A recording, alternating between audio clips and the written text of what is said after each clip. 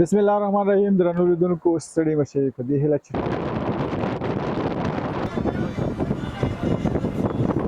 نو ډېر مرمۍ او راکټونه په دې باندې راستول شوي دي. کوم راکټونه راوښتل کېده په دې ساحه باندې خلک به د دې ساحې نه وتل کته ولایت مقام نور ښار نه دلته افغانستان په روسیا کې مسکو ښار کې اوسېږو. دغه دا ډېر تکلیف و اوس کار خدای اوس پیدا کیږي ګاډي ارزنه دغه کېږي د خرچې مرچې کوي اوس راځي نو او د سمادان دلته نشته د کده دې د خلکو د دلته چې په لاسو کې یا په شلو کې 15 تنه تعلیم ولري نو دغه نشته یو توغندار هغه را صاحب کور ولګید په کور چې ولګید دا کار هر ورځ بیخي به بعد او دغه نه سبا چې درناک یو ځل درناک مسله دا و چې موږ راجارو کړو او په دې ځای کاته واړو دغه درناک بسم الله الرحمن الرحیم. درنو لیدونکو ستړي مشئ په دې هیله چې ټول روغ اوسېږئ. یو ښه ورځ مو پیل کړې اوسي تر دې دمه مو رارسولي اوسي.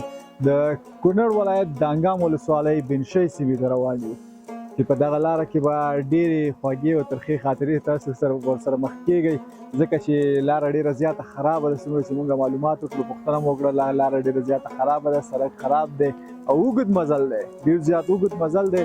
دا مزل به موږ کوو تاسو به هغه سرحدي سیمې ته بیایو چېرته چې د پاکستان او افغانستان ترمنځ هغه سرحد دی. په ځای ځای به له ملګرو دوستانو سره خبرې اترې هم کوو. له موږ سره اوسئ او خپرونه تر پایه پورې وګورئ.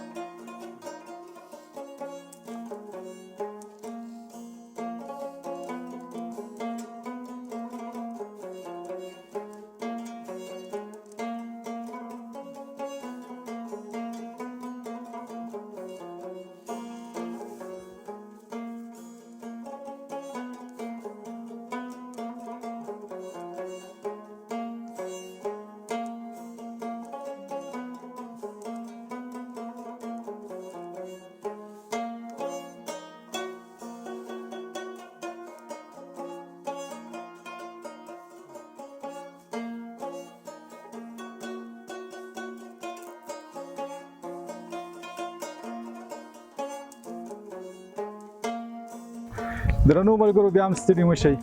خوشبختانه وایم خوشبختانه وایم چې دغه ولسوالۍ مسجد جامع مسجد چې دی د هغې امام موږ سره موجود دی. مولوي صاحب ستړي مشئ، په خیر راغلی. شکر دی الحمدلله خیر دی غواړم ورونو په خیر راغلي وي تاسو ته ښه راغلاست وایم. ډېر ښه موږ زموږ علاقې ته راغلی. زموږ د علاقه چې کوم دی نو په تاسو باندې ډېره یوه خوندوره ده، ډېره ښه علاقه ده. ډېر زیات وروڼه چې کوم دی د لرې لرې ولایتونو ولسوالو نه را روان دي. د ټولو ملګرو ته چې کوم دی نو موږ هلته لېږو او په خیر دې راشي. مولوي صاحب که عموما کې به دغه ولسوالۍ راته رڼا واچوي دا خو موږ ډېر زیات مزل وکړو. تقریبا په موټر کې 3-4 ساعته مزل تر دې ځای پورې سړک هم خراب داسې وضعیت هم د دې کلي داسې ګډوډ که عموما کې پرې رڼا واچوي. محترم وروره دا د کونړ د دانګام سرحدي ولسوالي ده. د ولسوالي چې کوم دی نو ډېره غریبه ولسوالي ده، فقر او غربت لري. د پاکستان لخوا چې کوم دی نو ډېر مرمۍ او راکټونه په دې باندې راستول شوي دي. کونډې یتیمان شهیدان یې ډېر زیات ورکړي دي. اوس په دغه کوم سړک باندې چې داسې راغلی د سړک هم چې کوم دی نو تقریبا څو دقیقې په والي صاحب محترم هم تېر شوی دی. د دې منظوري هم لکه شوې ده. اوس والله عالم پته نه وي چې کار ورته کله کوي. د دې چې کوم دی نو موږ ډېرې هلې ځلې منډې تللې عریضې کوښښونه دا ډېر زیات کړي دي. خو بس د سړک هم کچه دی. علاقه ډېره غریبه علاقه ده، فقر غربت والې ده، د خلکو مشکلات ډېر زیات دي. او د دغه علاقې د خلکو هغه اوږده کسب چیرې دلته چې کوم دی نو محترم وروره دلته د خلکو چې کوم دی نو دغه نشته دی. د خلکو پټي مټي شیان هم نشته. دا چهارمغز او مڼو باغونه ډېر زیات دي. بیا دې علاقې خلک چې کوم دی په قندهار او په کابل پراته ټول پرسترکاران دي، پرستر کارونه کوي. اته میاشتې کال سر بعد راځي خپله نفقه برابروي او بس خپل وطن ته بېرته راځي. مولوي صاحب هغه وخت تصویر راته روښانه کوي چې کله به پاکستان لخوا دلته بمباري کېږي راکټونه و د دې خلکو وضعیت به څنګه و، دوی به تللي دي ځینې ایسارېدل به څه حساب و؟ محترم وروره په هغه وخت کې چې د پاکستان لخوا کوم راکټونه راوښتل کېده په دې ساحه باندې خلک به د دې ساحې نه وتل کته ولایت مقام نور ولسوالو ننګرهار دې ځایونو ته به تلله. هلته به ورسره چې کوم حکومت دولت مرستې کولې. د هغه نه بعد به چې کله حالات ښه شول بیا به دلته بېرته راتلل. ځینې خلک به چې کوم دي هلته کورونو کې هم ناست. چې دا کورونه به ورانېدل نه بېرته به دولت رسیدګي ته کولی شو د جوړېدو لپاره یا د مرستې لپاره دولت چې کوم دی نو هغې به مرستې کولې او کومکونه به ورسره کول. کوم کورونه چې به ویجاړ شول د هغو کومک یې ورکاوه. مولوي صاحب وروستۍ پوښتنه تاسو مصروف هم یاستئ چې تر اوره فکر کوم وروستۍ پوښتنه کوم کله چې تاسو دلته مریض پیدا شي روغ شي رنځور شي مړه شي تاسو څنګه کوئ چې دا په وخت باندې ورسوئ؟ محترم وروره دلته چې کوم دی نو الحمدلله موږ ته ډاکټران موجود دي او کلینیک هم شته دی مشکل هېڅ نشته. دلته صحیح کلینیکونه شته موږ په ټوله لاره ونه کتل. دولت په دغه باندې د غټ کلینیک دی چې نشته. او د وروستۍ پوښتنه بیا هم کوو ډېر وبښئ مخکې نه چې وروستۍ پوښتنه ده سرحدي سیمه به د دې رسمونو وړاندې اوسېږي؟ هم سرحدي سیمه تقریبا د دې نه تر نور داسې ووایو چې تقریبا د 45 غنټه لار ده. صفري نقطه او صفري نقطې ته او د دغه ځای کې تاسو مخکې یادونه وکړل زموږ کومې شخصي خبرې وې چې مسجد چې دی لږ زر خراب دی. نو محترم وروره زمونږ دغه مسجد چې کوم دی نو سترګو لیدلی حال دی تاسو په خپله باندې ولید اوس چې کوم دی نو ترمیم شوی دی لینټر ته اماده شوی دی. دغه لپاره موږ دلته په دې ځای کې ولاړ یو. کوم مسلمانان وروڼه چې سیلګرونه راځي د هغو نه دلته موږ کومک او مرسته غواړو. کوم وروڼه یې موږ سره د مسجد کې باید مرسته او کومک وکړي. نو دره ډېره غریبه علاقه ده فقر غربت والې ده او خلک ډېر بېوسه او کمزوره دي. ټول مسلمانانو ته مې دا درخواست دی چې په دغه مسجد کې څوک مرسته شي کولی د هغه نه چې کوم دی موږ هرکلی وایو. درنو لیدونکو مخکې مې یادونه وکړه چې مولوي صاحب مصروف دی. مولوي صاحب دغلته په دې عمومي سړک باندې کوم سیلبین چې دغلته راځي چکر لپاره خلک راځي یا د دې نور سرحدي سیمو نه چې خلک راځي د کاروبار لپاره دوی ته په دې سړک باندې دوی ولاړ وي د مسجد لپاره چې دغه لاندې ساحه یو مسجد دی دوی چنده کوي دغه اخلاص کوي دوی دلته سهار نه تر ماښامه پورې یا تر یو ټیمه پورې ولاړ وي اخلاص کوي د خپل زحمت وباسي تر څو هغه سیلبین یا هغه مینوال یا هغه چکریان چې دغلته د دې چکر لپاره راځي سیاحت لپاره راځي نو دوی 50 یا 100 روپۍ چې څو دوی وسوي هغه راټولي کړي تر څو دغه مسجد جوړ کړي. مولوي صاحب ستاسو نه ډېره زیاته مننه. جزاک الله الله دې ستا قدر وکړي الله دې تعالی جزا خیر درکړي. السلام علیکم ورحمة الله. تاسو ستړي مه شئ ورو خیر راغلی. سلامت نوم ورته واخلئ. احدالله سمون. او د قوارینو خو داسې معلومېږي تاسو د دې سیمې اوسېدونکي نه چکر لپاره راغلي کوم ځای نه؟ جلال آباد ښار نه دلته یو افغانستان په روسیه کې مسکو ښار کې اوسېږو چکر مجموع کې راغلی. اوس په رخصتۍ راغلی افغانستان ته او بیا د افغانستان کې په رخصتۍ راغلی دانګام. دانګام د څنګه انتخاب کړه دا خو ډېره لرې منطقه ده. خو د جغرافیې په درسونو کې د کونړ نه خبر و چې ښایسته دی ټول خلکو م ویلي او په عین وخت کې د ملګرو هم پکې کار کړی نو ډېر زیات یې طرفدار و چې ورته راشو نن راغلو. ډېره زیاته لار نه وه ولې نه خطري م وه خو د داروګار لار هم خراب وه او دغه هم پکې زیات و باران هم شوی و که نه بلې بېګا و مشکلات و لاره کې نه موږ موټر دغه دی دې لارو ته برابر دی لومړی ځل مې چې بلې و اول ځل د په دې جلال آباد تر دې ځای پورې څه شته تېرې سره څه شته؟ طبیعي خبره ده چې افغانستان د طبیعي ښکلا لري غرونه دي سیندونه دي شنې سیمې دي دا ټول خپل تاثیرات لري په سترګو باندې او سترګو ته هر شی چې نه وي هغه په سترګو ډېر خوښېږي په دې خاطر هره نقطه یې جالبه وه. ته به عمده کې څه وړئ؟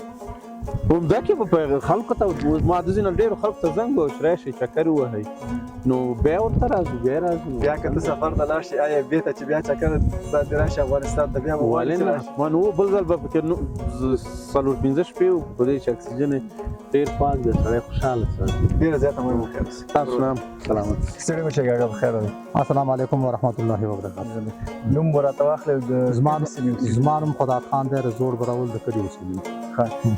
په دا د دې سیمې اوسېدونکی مونږ خو دا سیمې نه پېژنو تاسې نوم واخیستلو خو مونږ خو یې په نومونو باندې نه پېژنو. دانګام د ولسوالۍ د زوړ برول د کلي. د دانګام ولسوالۍ کې غټ کلي کوم یو دي؟ غټ کلي سور کمر دی دا نږدې زوړ برول دی دغه دا کچلی دی او بر سور کمر دی قاسم دی دغه پورې د کانډو د باډر دا ډېر ښه. دا ډېره لرې منطقه ده د ښار نه لرې تاسو کله ښار ته ځئ که هو ځو کله کله خو نو د چکري یا مریض مریض داسې راځو د دې ځای نه موټرې بیا ځي دغه وي ځي خو مخکې به ډېر دغه و دا ډېر تکلیف و اوس کار ښه دی اوس پیدا کېږي ګاډي اسانتیا راغلی دی. د دې ځای خلکو هغه ژوند څنګه دی؟ یاره ژوند دی داسې دی که نه داسې په خوله کې نه شو ښه کولی ژوند دی په ټاپه دی مزې دی لږ سهولتونه ډېر نشته دی په هغه اندازه. اوس خو د ماشاءالله امنیت هم راغلی د امنیت څخه اوس لږ ته ښه والی پیدا کړی دی د امنیت څخه اوس لږ ښه والی پیدا کړی چې ښه کېږي. او دغه خلکو ځمکې هم دلته ډېرې زیاتې کمې دي دوی ځمکې کمې دي ځمکې کمې ټول غر دی حاصلات نشته دی لکه مولوي صاحب چې کومه خبره وکړه د بار نه دغه کېږي د خرچې مرچې کوي راځي نو او د داسې امادان دلته نشته لکه د دې ځای د خلکو د دلته چې اوسېږي د هغوی کار روزګار څه دی؟ او د کار روزګار دا ګړې ساتل غوا ساتل زه ساتل خو بیا خو دلته ښه دی واښه ګان هم ډېر ځکه غرونه ماشاءالله شنه دي. بیا دلته هم لکه هغه د نورو لرې پرتو ولسوالۍ کې چې هماغه حساب دی چې مثال سهار مال وچړي دلته بیا ماښام بېرته راشي. داسې هماغسې حساب کتاب. چېرته مثال کې په لاسو کې یا په شلو کې 15 تنه تعلیم ولري نو دغه نشته ده تعلیم یافته خلک قوي خلک نشته ده چې دغه وکړي او کار کسب پیدا کړي او نور صحي کلینیکونه مکتبونه شتون لري.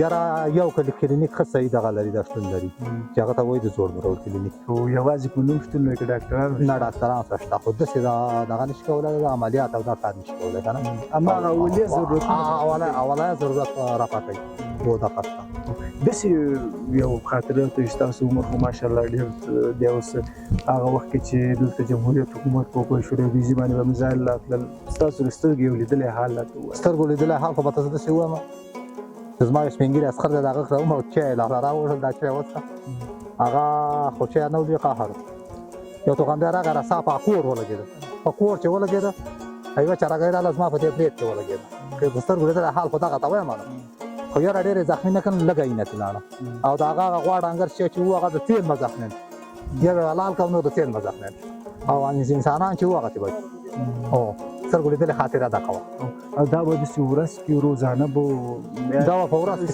په ورځ کې هره ورځ به دی دا کار هره ورځ بیخي به بیخي به بد او دا بیا به د خلکو د ولس د قام دی به چې ولس او قام د ولس د قام دغه و دا دفاع وشي د کوټې نه بلاندې نو څه نه کوټې ته باندې نه واته کوټه باندې ولګېد هغه مړ و او نور ژوندي پات شو دا کار شو ژوند هغه وخت سخت دا کار سخت او سخت او اوس نه راځي اوس یعنی که دا دولت بدل شوی بیخي اوس پورې هېڅ شی نه راغلی وغلی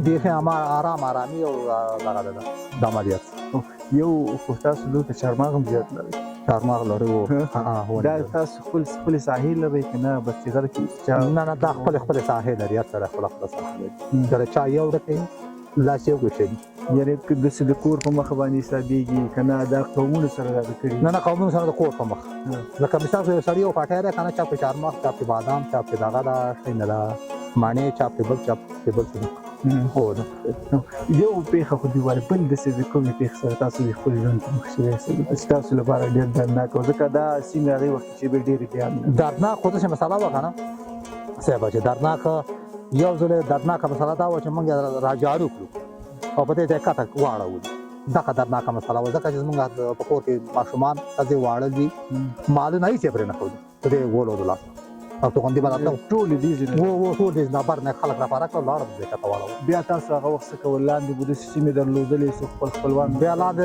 څوک د خپلو خپلوانو سره څوک کته جلال آباد او څوک ته ځای ځینې ځای ځینې خلک بېرته راله کېناست په خپله زموږ بېرته راله کېناست بیا به څه وخت ناوخته ټکه ټوکه وه خو بیا اموخته شوئ اموخته شو څه وخت هم سړی و بیا وخت تېرېدو ډېره مننه کاکا خیر اوسې الله دې بل درنو ملګرو له تاسو ډېره زیاته مننه چې تر دې دمه پورې راسره وئ موږ هم تر دې دمه پورې وزغملو دغه ښایسته منظرې ښایسته ښکلاګانې مو وکتلې د دغه ځای په اړه باندې مو یو څه ناڅه معلومات ترلاسه کړل تر بیا چې یوې بلې خپرونې ته یوې بلې سیمې ته ځو تر هغې پورې موږ ته اجازت راکړئ تر بیا ښه وختونه ښې چارې د خدای په امان